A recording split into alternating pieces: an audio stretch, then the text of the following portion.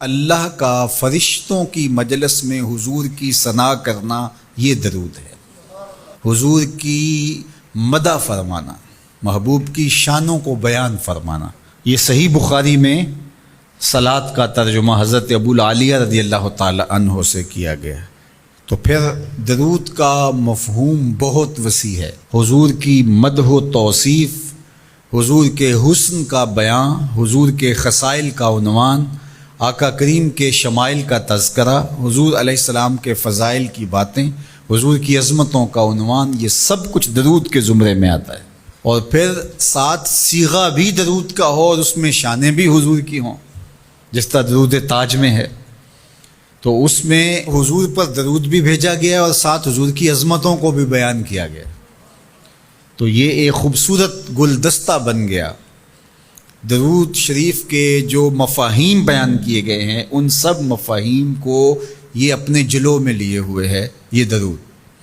تو کثرت کے ساتھ حضور علیہ السلام پر درود پڑھنے کی تلقین فرمائی گئی۔ حضرت ابی بن کعب رضی اللہ تعالیٰ عنہ فرماتے ہیں کہ آقا کریم نے ترغیب دی درود شریف پڑھنے کی، باقی امور اور عبادت، ذکر فکر تو میں نے عرض کی، ارشاد فرمائے کہ میں آپ پر کس مقدار میں درود پڑھوں، کتنا وقت، کتنا درود پڑھوں؟ تو آقا کریم نے فرمایا ماشیتا، جتنا تم چاہو۔ فرماتے ہیں میں نے کہا میں چوتھا حصہ درود پڑھوں گا، باقی 3 حصے دیگر عبادات اور دیگر وظائف اذکار بجا لاؤں گا۔ فرمایا جس طرح تم چاہو، جو تمہاری مرضی، لیکن اگر درود کی مقدار کو بڑھا دو تو تمہارے لیے بہتر ہوگا۔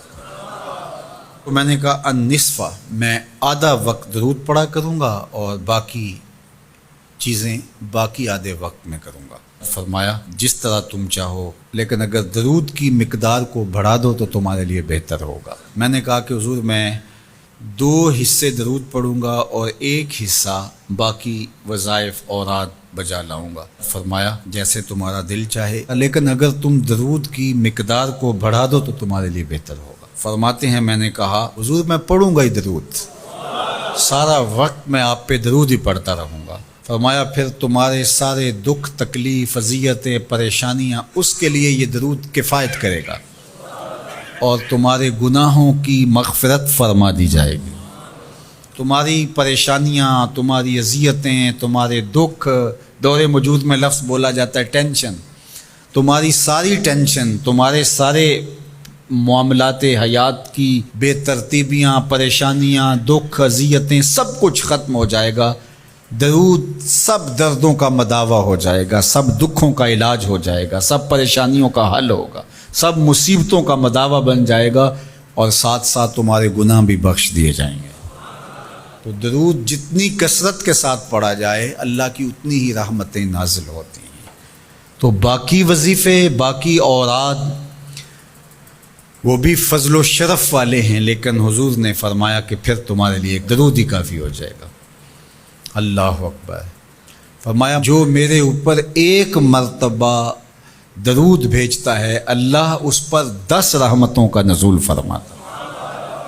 اور ایک حدیث میں آیا جو 1 مرتبہ میرے اوپر درود بھیجتا ہے، اللہ اس کے 10 گناہ معاف کرتا ہے، 10 درجے بلند کرتا ہے اور 10 رحمتوں کا نزول فرماتا ہے۔ تو درود پڑھا حضور پہ کام اپنا بن رہا ہے۔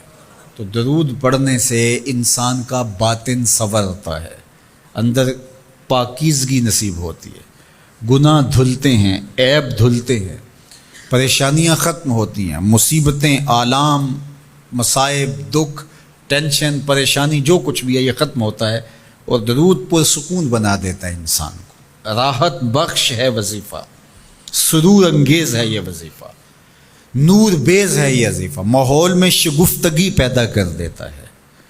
اگر درود شریف پڑھو گے تو تمہاری بہت ساری پریشانیاں ختم ہو جائیں گی، تمہارے دکھوں کا مداوع ہوگا، تم ریلیکس ہو جاؤ گے درود پڑھنے۔ یہ درود شریف کی برکات ہیں۔ 1 مرتبہ درود پڑھنے سے 10 رحمتیں نازل ہوتی ہیں، اور جو بار بار حضور پہ درود پڑھتا ہے تو بتاؤ کہ کتنا بڑا ذخیرہ رحمتوں کا اس کے اطراف میں پھیل گیا۔ تو اس لیے کثرت کے ساتھ درود پڑھنا چاہیے۔ حضور علیہ السلام نے یہ بھی ارشاد فرمایا کہ جو میرے اوپر درود پڑھتا ہے میرے اوپر لازم ہے کہ میں اس کی شفاعت کروں گا۔